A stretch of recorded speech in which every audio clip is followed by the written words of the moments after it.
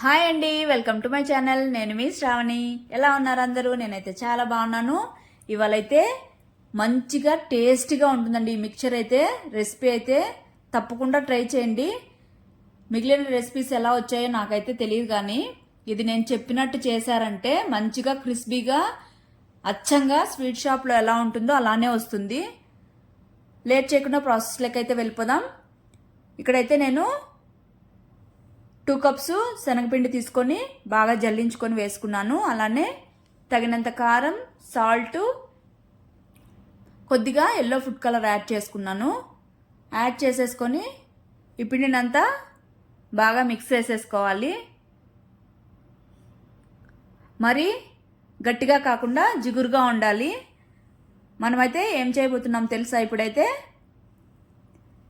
అదే అండి, మీకు అందరికీ ఎంతో ఇష్టమైనటువంటి కారపూస. ఇదైతే కష్టం అనుకుంటారు, కానీ చాలా ఈజీగా అయిపోతుంది. ఇలాగ సాఫ్ట్గా కలుపుకోవాలి. పిండి అనేది అసలు గట్టిగా కలుపుకుంటే ఈ మురుకుల గొట్టంలోంచి అసలు కారపూస అనేది దిగదండి. సో చాలా సాఫ్ట్గా మిక్సీ పట్టుకోవాలి. అయినా నేను చేసే రెసిపీ అయితే మీకు చెప్పలేదు కదా, మీరే గెస్ చేయండి. నేనైతే లాస్ట్లో చెప్తాను. ఇలాగా మురుకుల గొట్టంకి కొద్దిగా తేమ అంతా చుట్టుపక్కల అంచులకి తుడుచుకొని పిండిని పెట్టేసుకొని ఇలాగా ఆయిల్లో ఒత్తేసుకోవాలి. ఇక్కడ ఆయిల్ అనేది మీడియం ఫ్లేమ్లో మాత్రమే ఉండాలి. కారపూస త్వరగా ఫ్రై అయిపోతుంది కాబట్టి చూసుకోవాలి, లేదంటే మాడిపోతుంది. 2 మినిట్స్కే ఫ్రై అయిపోతుందండి ఇది. చూడండి, భలేగా ఉంది కదా చూస్తుంటే. క్రిస్పీగా, తినడానికి యమ్మీ యమ్మీగా, చూస్తుంటేనే తినేయాలనిపించేస్తుందండి నాకైతే. మీకేమనిపిస్తుందో మరి? ఇలాగా మొత్తం కారపూస వేసేసుకొని తీసి ప్లేట్లో పక్కన పెట్టేసుకోవాలి. తర్వాత ఇది దాల్ ముడి అండి. ఇవి ఎర్ర కందిపప్పు ఉంటుంది కదా, అదన్నమాట.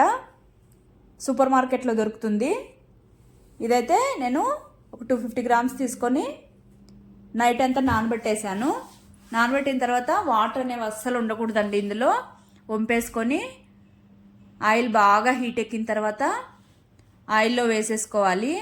ఇక్కడ ఆయిల్లో వేసిన తర్వాత ఇవి చిట్పట్లాడుతూ ఉంటాయండి. సో అందుకని మూత అడ్డం పెట్టుకోవాలి, లేదంటే మీద పడుతుంది. ఇది కూడా లేట్ అయితే అవ్వదు, త్వరగా అయిపోతుంది ఫ్రై అయితే. ఇలాగా మనకు ఫ్రై అయింది లేదా తెలియడం కోసం అయితే ఇలాగ చిట్లి పప్పు అనేది పైన లేయరు ఓపెన్ అయిపోతుందండి. అప్పుడు తీసి పక్కన పెట్టేసుకుంటే సరిపోతుంది. ఇలాగే మిగిలిన పప్పును కూడా డీప్ ఫ్రై చేసేసుకొని పక్కన పెట్టేసుకోవడమే. చూడండి, ఇక్కడ నేను చూపిస్తున్నాను కదా, అలాగ పైన పొట్టంతా వచ్చేస్తుందండి. అప్పుడు ఫ్రై అయిపోయినట్టే. తీసేసి పక్కన పెట్టేసుకొని ఆయిల్ అంతా స్ట్రెయిన్ అయిపోనివ్వాలి. తర్వాత ఇదే ఆయిల్లోనే ముందుగా కరివేపాకు బాగా క్రిస్పీగా ఫ్రై చేసేసుకోవాలి. ఫ్రై చేసేసుకొని ఒక ప్లేట్లో పక్కన పెట్టేసుకోవాలి. తర్వాత ఇందులోనే పల్లీలు కూడా మంచిగా లైట్గా బ్రౌన్ కలర్ అయ్యేంత వరకు బాగా లోపల వరకు ఫ్రై చేసేసుకొని అవి కూడా పక్కన పెట్టేసుకోవాలి. ఇవన్నీ కూడా మిక్చర్తో పాటు తినేటప్పుడు అయితే మంచిగా క్రిస్పీగా భలే ఉంటాయండి ఈ పప్పులన్నీ. తర్వాత తీసి పక్కన పెట్టేసుకొని ఇందులోకే స్టవ్ ఆపేసి జీడిపప్పులు లాస్ట్లో చివరిగా లైట్ కలర్ వచ్చేంత వరకు ఫ్రై చేసేసుకుంటే సరిపోతుంది. ఇవి కూడా ఎక్కువ ఫ్రై అవ్వాల్సిన అవసరం లేదు.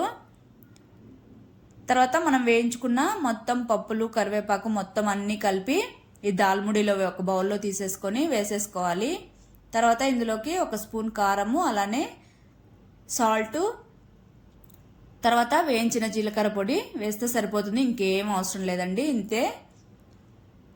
తర్వాత ఒకసారి బాగా మిక్స్ చేసేసుకోవాలి. ఉప్పు కారం అంతా కలిసేంత వరకు మిక్స్ చేసేసుకున్న తర్వాత మనం కారపూస రెడీ చేసి పక్కన పెట్టేసుకున్నాం కదా, ఇప్పుడు ఆ కారపూస తీసేసుకొని మంచిగా అంటే అది బాగా క్రష్ చేసేసి పొడిలాగా అయిపోవాలండి.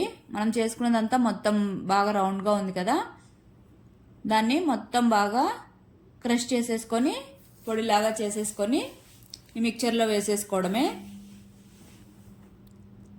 వేసేసుకున్న తర్వాత ఇది కూడా బాగా ఒకసారి మిక్స్ చేసేసి ఉప్పు కారాలు మొత్తం బాగా పట్టేలాగా మిక్స్ చేసేసుకోవడమే. ఇంతే, సింపుల్గా అయిపోయింది కదా.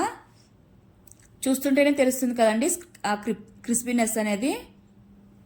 అంత టేస్టీగా ఉంటుందండి ఇదైతే.